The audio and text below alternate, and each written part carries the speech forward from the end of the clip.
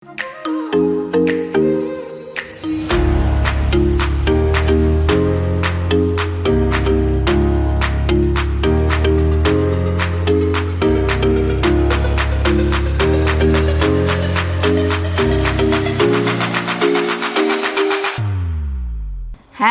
anak-anak ibu yang ada di rumah.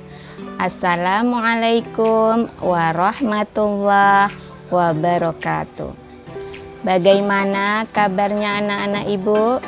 Ibu doakan semoga anak-anak ibu semuanya dalam keadaan sehat. Ikuti aturan pemerintah untuk selalu berada di rumah.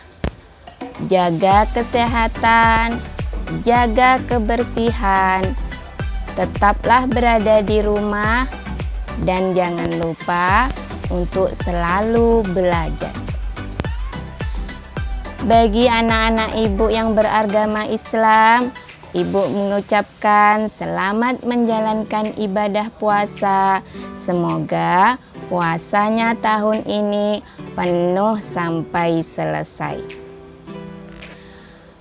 Di tengah wabah virus corona yang sedang kita alami saat ini, mari kita sama-sama berdoa semoga kita semua terhindar dari penularan wabah virus corona. Dan semoga virus corona ini akan cepat berlalu sehingga kita bisa ketemu lagi, kita bisa berkumpul lagi, dan yang pastinya kita bisa belajar bersama lagi di sekolah seperti biasanya. Amin, amin, ya Rabbal Alamin. Baiklah anak-anak ibu, pada kesempatan ini ibu akan menjelaskan materi pelajaran matematika pada pelajaran 8 tentang pengolahan data. Apakah anak-anak ibu tahu apa itu data? Baik, ibu akan menjelaskan apa itu data. Data adalah catatan informasi yang diperoleh berdasarkan fakta. Nah, dari manakah kita mendapatkan data tersebut? Ada dua cara untuk kita bisa mendapatkan data tersebut. Yang pertama adalah dengan cara melakukan wawancara ataupun penyebaran kuesioner.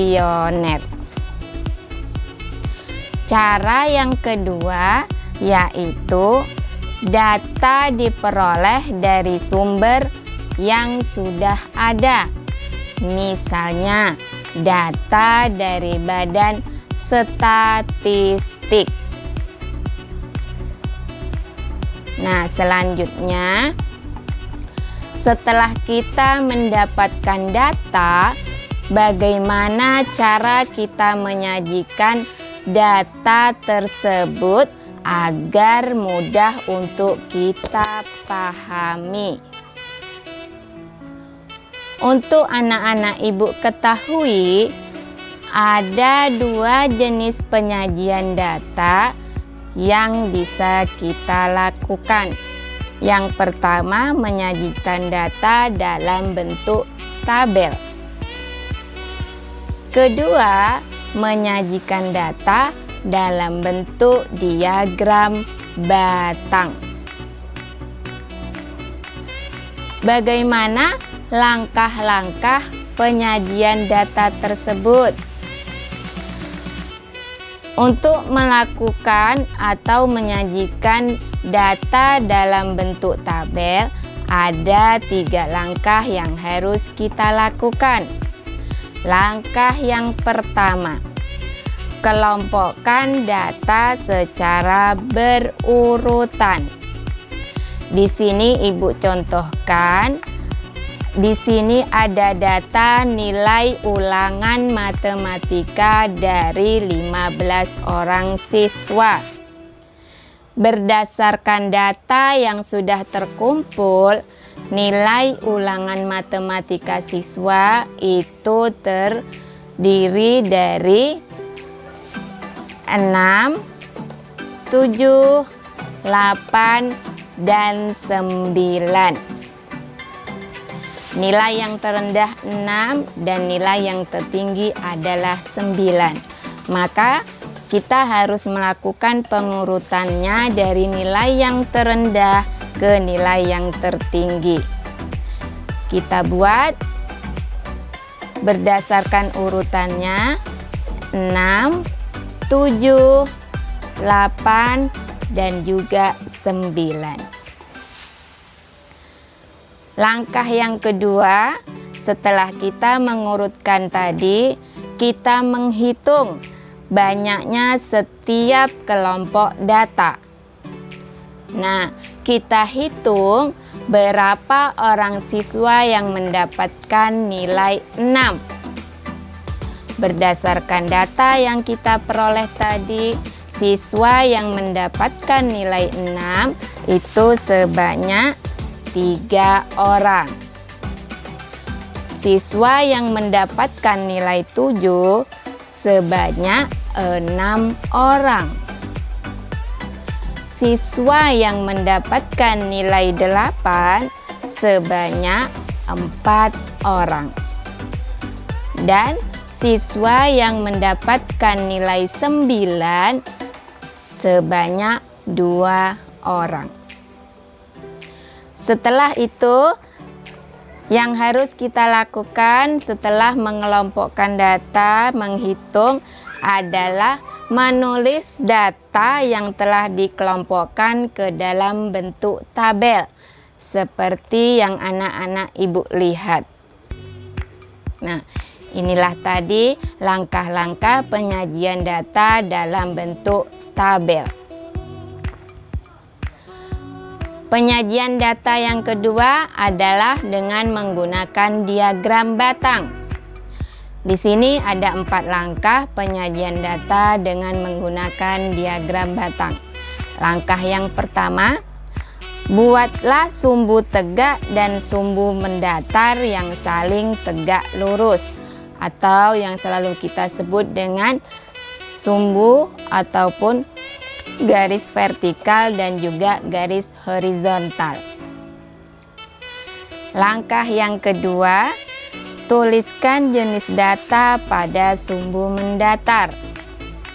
Masih contoh pada data nilai ulangan matematika tadi. Kita buat datanya pada sumbu mendatar. Data siswa yang mendapatkan nilai 6, nilai 7, nilai 8, dan nilai 9. Yang ketiga, tuliskan angka yang menyatakan banyak data pada sumbu tegak. Nah, berapa orang siswa yang mendapatkan nilai 6? Kita buat pada sumbu tegaknya. Berapa orang siswa yang mendapatkan nilai 7? Kita buat juga pada sumbu tegak sampai dengan yang mendapatkan nilai 9. Setelah selesai, kita masuk langkah yang keempat, yaitu membuat batang-batang persegi panjang untuk setiap jenis data yang tingginya sama dengan banyak data tersebut. Setelah kita membuat data, kita buat kotak persegi panjang agar mudah untuk kita pahami. Ada 3 orang siswa yang mendapatkan nilai 6. Kita buat kotak persegi panjangnya. Kemudian ada 6 orang siswa yang mendapatkan nilai 7. Kita buat lagi kotak persegi panjangnya. ada 4 orang siswa yang mendapatkan nilai 8. Kita buatkan lagi kotak persegi panjangnya. Dan 2 orang siswa yang mendapatkan nilai 9. Kita buat lagi kotak persegi panjangnya. Setelah selesai, di situ kita bisa melihat bentuk diagram batang dari hasil data ulangan matematika 15 orang siswa.